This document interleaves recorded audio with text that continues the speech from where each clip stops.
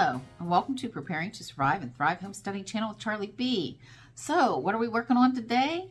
Well, today is March the 29th, and this is Wednesday, and your call to action. So, what have you been doing? Yes, I'm going to interrogate you again this week. So, have you been learning a new skill? Are you putting up more food? Are you saving some money? What are you doing to make yourself more sustainable for the future? Just questions that I ask myself every day. I also ask my children, and probably would ask my grandchildren, but I'd probably get a really strange look. I normally just ask them, what are you grateful for? And it's amazing sometimes the things that they come up with when I do get to talk to them and see them. So, but today is our call to action from last week, the 22nd to the 29th of March. What I've been doing to make myself more sustainable is I am out when the weather is permitting, because we've been getting a lot of rain and wind. We are getting ready to put up more fence around the orchard so the deer will not eat my nuts and fruit this year like they did last year. So we were clearing out the spots that we're going to pound in the posts and get that up, and I'll probably make a video of it. So you'll see that sometime, hopefully in the near future. I've also been working on the garden clearing up my permanent garden, and also identifying some wild plants that I'd like to eat, and I'm sure they'll pop up in a video also. Okay, my garden needs lots of work, and I've got to get out there and get going on it. So, but we probably won't do that today because I have some other things that's going on, like freeze dryers and laundries, all those things that make the homestead run smoothly. So, what are you doing? You tell me, leave me a comment. Okay, so what I want to get into is a lot of people kind of don't realize there's a lot of changes going on. They seem to be kind of a little bit maybe shell-shocked or blind to what is happening in this world. So I'm not going to get into the negatives. You can look at it, and it's more or less ranging around a lot of inflation and higher food prices. So that's going to be kind of a little bit of where we're going to go today and figure out where you are and what part of your life you are. So I have two words for you: adaptivity and complacency. Where are you? Which one are you? Adaptive means that you are changing with the environment and the situation in order to make yourself survive. Okay, so what might that be? That could be learning new skills. That could be saving money, moving, starting a new job, putting more preps up. You name it. It could be anything that's making your life more sustainable. And the second one is complacency.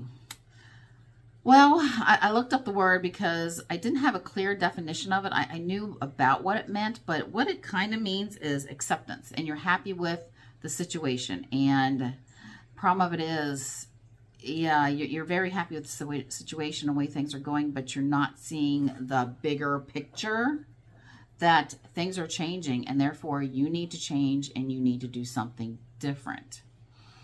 Okay, now let's get into how maybe this will make you realize a little bit more.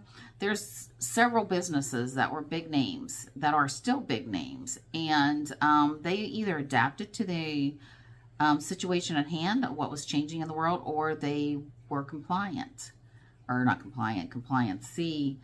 They didn't do anything. They just kind of hung around and kept doing the pro quota, didn't change anything. Our first one is a company that adapted was Netflix. Everybody knows Netflix. Most people know Netflix, at least here in the United States. They actually started off by sending videos out through the mail for memberships. Blockbuster and several other video stores had went under, and here comes Netflix. So they just started sending them out through the mail. You'd get one, you'd watch it, you'd send it back. It's a one-time fee. It was normally a membership. Well, they had dreams of streaming movies through the internet. Well, guess what? They did it. That's how we have our Netflix. And we work hard to watch our Netflix every week if possible. Find a movie, find a TV show. Netflix has also started making their own original content. So they have adapted and done very well and has made a name for themselves. Stock market is happy with them. Their shareholders are happy with them. Okay, now let's talk about another company. Do you remember Kodak? They were really big in the film and camera industry. The reason I'm picking that up because they were a big name. And I knew of Kodak because I used to shoot photography a lot. Landscapes, weddings, birthdays, you name it. Unfortunately, they liked how things were going. They didn't jump on the digital camera market fast enough. And they just kind of flitted out of the way. You never hear of Kodak anymore. I'm sure there is some film out there that's still hanging around for manual cameras, but not too much of them. So they didn't jump on the digital market and they kind of died. However, they are trying to reinvent themselves. They're trying to start mining Codecoin, which is kind of like a cyber currency. I don't know about that, so we'll just leave that one go. But at this moment, they should have jumped on the bandwagon of digital, and they didn't. So they just kind of went out. They thought things were great. They thought things were happy and nothing was going to change. And boom, something did change. So where are you? Are you being adaptive? Are you jumping on learning new skills, trying something different? Are you just kind of standing there scratching your head going, well, things are cool. You know, we'll just leave it like this. Why change? You know, what could happen in this world? Well, a few years back, think about what happened and think about where you were. What were you doing? Were you happy? Were you stuck in the house? Were you still working? You know, did you lose a job? Things definitely have changed. Okay, so I have decided to adapt to the changing world around me, and therefore I am going to survive. I'm not going to go out. I'm going to survive, and eventually I'm going to thrive, just like what my name in this video, this channel says. I am going to survive and thrive, and I'm going to create a homestead. Okay, so leave me a comment. If there is something that you'd like to discuss on this channel, please let me know, and we'll be back with our next little bit of content. Okay, so next step in this video, this is going to kind of bounce off of what we also talked about last week of what to eat when. And we talked about fresh, frozen, packaged goods, home canned goods, and different things. Also, store-bought canned goods. So we're going to go a little deeper. We're going to dive down. Today we're going to talk about potatoes. I have lots of different types of potatoes here. Our first one is, let me bring you down a little bit to show you this. So today we're going to focus on potatoes again. We did go over that, yes, we should eat our fresh potatoes first. But it was brought to my attention that there's just not fresh potatoes out there. So what packages would you want to eat first? What I would eat first, in my opinion, is anything such as Hungry Jack, and it says country buttered mashed potatoes, anything that would have a fat in it, such as butter or margarine.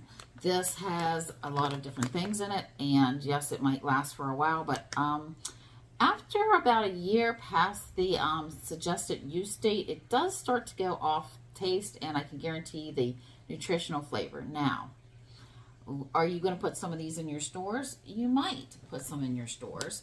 You just want to eat these first after you're fresh.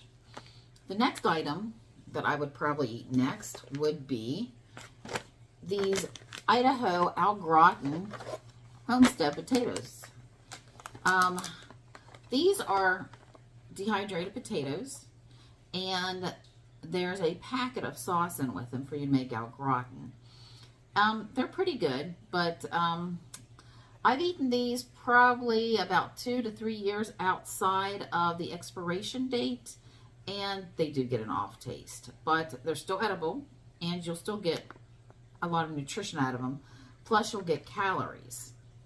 Okay, so the next item that I would eat, which would be, in my opinion, would probably end up being one of the last things that I would eat, would be these instant mashed potatoes flakes. Now, you're probably asking me why. Well, these are just plain potato flakes. You could literally make these also into potato flour and use them to help make potato bread instead of using so much flour.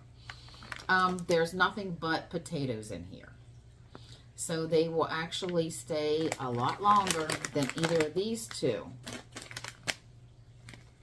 in a situation where you would be going through your stores and needing to eat them.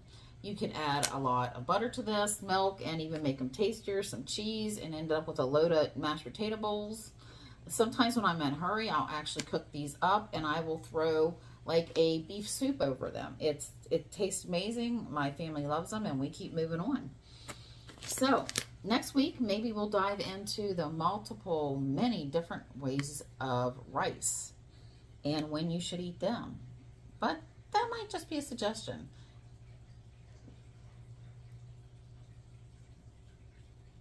So what would you eat first? Would you change that? Okay, so that's kind of our little segment of what to eat when. If you agree or disagree with me, please let me know. And if you have any suggestions that you would like a question answered on this video, please leave me a comment. Maybe we can discuss that next week or the week after. All right, so enjoy the day and in your week and figure out what you're going to do to make yourself more sustainable. Drop me a line on what you've been doing and what skills you'd like to be learning. Okay, so this is Charlie B signing out. Oh, one thing. Don't forget to like, share, and subscribe. I'll be talking with you soon.